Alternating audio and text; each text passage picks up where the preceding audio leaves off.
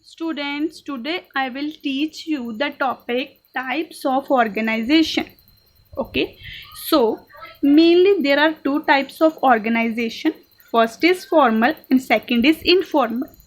Okay, students, so first is formal organization. So formal organization means an organization in which the responsibilities, authorities and mutual relationship among all the employees working in an enterprise are clearly defined. Okay, student, so according to Chester Bernard, okay, he gave a definition of formal organization. He said that an organization is a formal when activities of two or more persons are consciously coordinated toward the common objectives. Okay, so in formal organization, every worker, every employee know that what the responsibility they should be what the responsibility of their own and what the activities, what are the authorities given to them. Okay, so in formal organization there is a clearance guidelines to everyone that what should they work and which target they should be achieved. Okay, so next is the characteristics. Okay, so first is it has defined interrelationship. Everyone know that who is superior, who was the subordinate. Okay, so who is the boss, to whom they submit their result, to whom they report. So everyone is know their positions. Okay, so it define the interrelationship. Next, second is it is based on rules and procedures. Okay, so formal means proper rules, proper steps are there to doing a particular task. Okay, so in formal organization, rules and regulations, everything is prescribed first. Third is it is based on division of work. Division of work means divided the work into parts and assigned the work to persons who was specialized in it. Okay, so it is deliberately created. Okay, it is impersonal. Okay, impersonal means there is a no personal relationship between anyone. Okay, so everyone, the relation is boss and superior. Sixth is it is more stable because it is formal. Everyone know the rules and regulation, everyone follow these rules and regulations, and this is stable as comparison to informal. Advantages: easy to fix accountability. Okay, easy to fix accountability mean everyone know, they clearly define every function, every authority, responsibility is clearly defined. If someone does not do work according to the work assigned to him, so he was accountable for that. Okay, no overlapping of work. Particular work is task given according to their skills, so no overlapping of work. Unity of command is possible. Unity of command means one person is a boss and number of subordinates are working under him. Okay, so easy to get goals because everyone's relationship are clearly defined. They can do the only work which are assigned to them.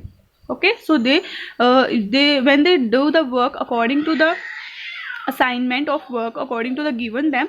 Okay, so easy to get the goals of the organization. Next is stability in the organization. Stability means organization can carry its business throughout number of years. Okay, because they perform every function with some procedure, with program, with some plans. Limitation: delay in work because there is a number of sequence of like top level, middle level, lower level, proper sequence is given to work. Okay, so when we follow the sequence to do a particular task, the work may be delayed. Lack of initiative. So in characteristic there is a impersonal. It is impersonal. So impersonal means there is a lack of initiative, there is a lack of creativeness in the employees. Okay, so everyone only do work which are assigned to them. No creativity, no initiative is required here. Mechanism of relations. So relation between subordinate and superior. Okay, between number of workers, between manager and worker is given. Lack of coordination may be there when number of persons are worked in an organization. Maybe there is a lack of coordination. Rules are considered more important than persons. Okay, so it is impersonal. Rules are considered more than the persons.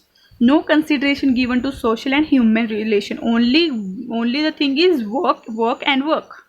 Okay, so social and human relations are avoided. Next is the formal organization. It means natural grouping of person in the work situation to meet the personal needs. Okay, so maybe some friends are there, they have some personal need and they decided to do some business.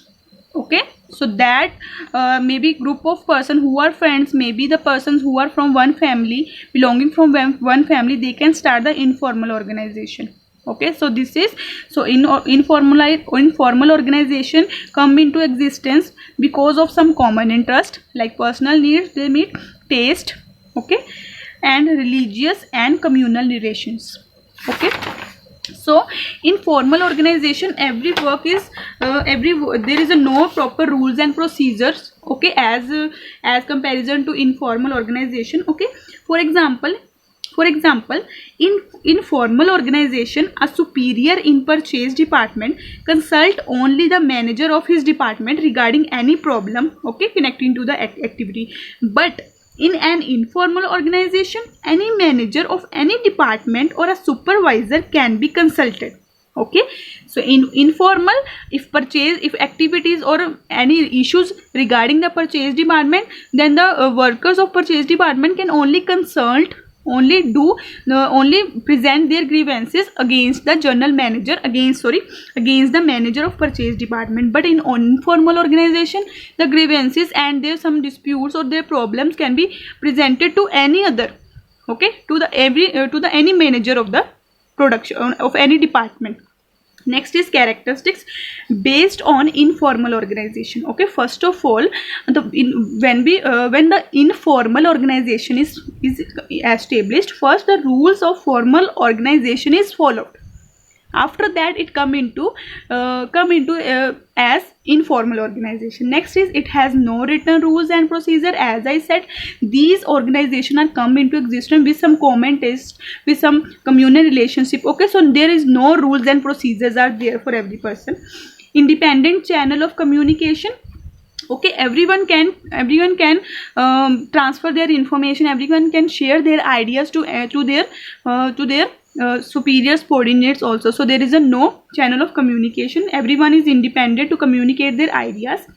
It emerge out with the mutual relationship between friends, family is also there, they can start the business. Okay, it has no place of organization chart. So as I said that no written rule, no procedure, so there is a no need of organization chart. Okay, it is personal. Okay, it is personal because it come into existence because of some communal relationship, because of some group of friends who can start the business. Okay, so this is personal. It lacks stability, so no rules and procedure. Maybe stability is not stability of messages, effective communication and messages conveyed quickly. Okay, so no proper scalar chain is there, that if you want to connect with A want to connect with F, then he first transfer the information to B, C, D and E. So this is not done in informal organization. A want to connect to F, he can directly do it without any delay, without any permission taken from any superior. So fulfill social need. So social needs are fulfilled because it is personal, so it fulfill all the social needs of the employees, of the workers or the group. Okay, fulfill organizational objective. Organizational objective means the end point toward all the work is done. Talented worker become leaders. Okay, so the person, so like if we are taking the example, like group of friends started a business as an informal organization. Okay, so the one of friend who was very talented, who has every knowledge regarding every aspect, okay, like planning, organizing, staffing, he will become the leader.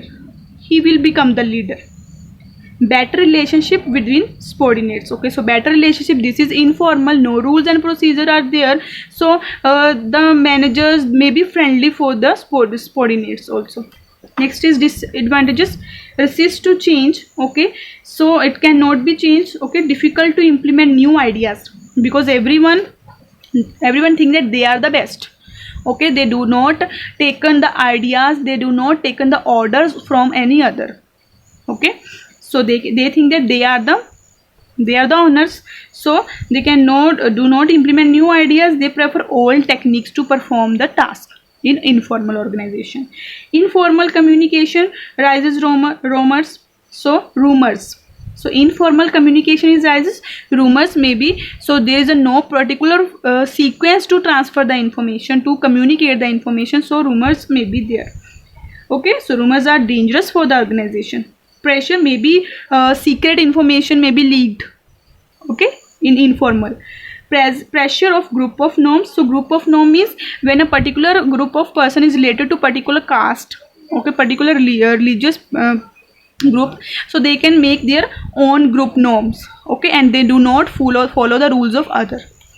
Conflict may be arise due to informal flow of information. Okay, no written rules are there, so this is also the disadvantages. And lack of stability of informal organization, because there are no rule, no procedure, no organization chart. Okay, so coordination may be less. Lack of coordination is, so this lead to lack of stability of the organization. Okay, so these are the types of organization. Okay.